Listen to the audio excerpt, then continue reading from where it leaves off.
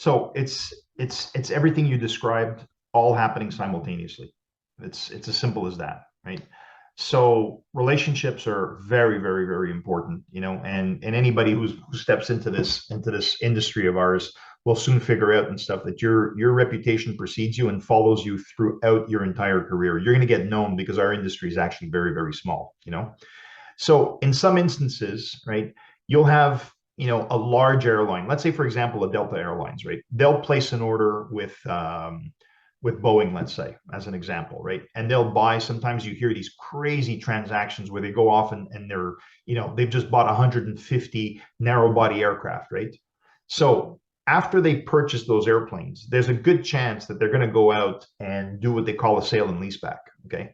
Because they're using their buying power, right, to basically get preferred rates on the aircraft pricing, right?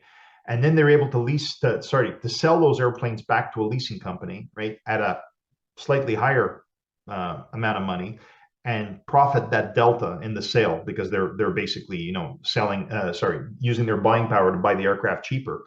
So they'll start a sale and leaseback process. They'll put an RFP out on the market, and people will bid on it just like any other open contract. And then they'll select three or four top candidates, and then they'll go to round two where there's going to be some fine tuning of the pricing, and eventually you'll get to a point where one person is going to be selected and given out. That's one way of doing it. Another way of doing it is, an OEM manufacturer. Like when I was over at Bombardier, we'd be soliciting leasing companies and airlines to see if they'd want to place speculative orders with us. So, a spec order is when you're buying aircraft without necessarily having customers. You're buying slots on the skyline so that you're going to be able to offer these airplanes out to a customer in the future that requires them. So how does that work?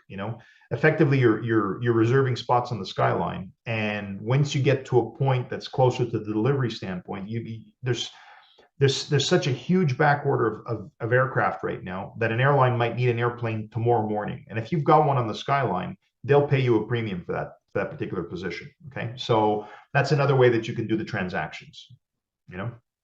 In the leasing world, if you look in the past, there's been smaller entrants, and all of the leasing companies really started small, it seems, and then some of them have grown and grown. And you have that big corporations will start a leasing branch, and then they'll give up on it. And so maybe talk a little bit about, it seems like easy money, but obviously it's not. So what are the challenges that leasing companies encounter, and how do they survive?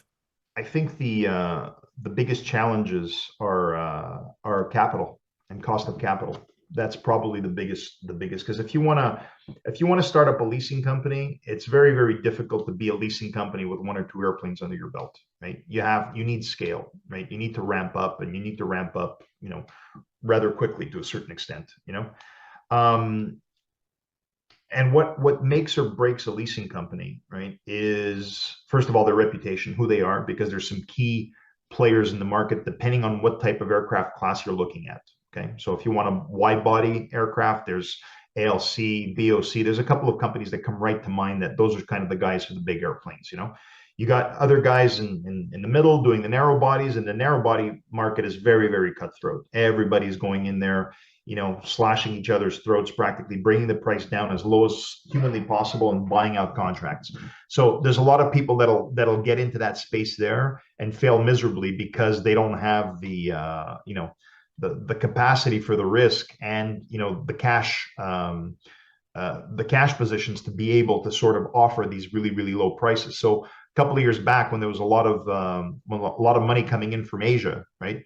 A lot of these Asian leasing companies were basically offering rock bottom, rent prices on these airplanes because they needed to deploy capital. And everybody on the North American side, and some of the Irish leasing companies just couldn't follow through.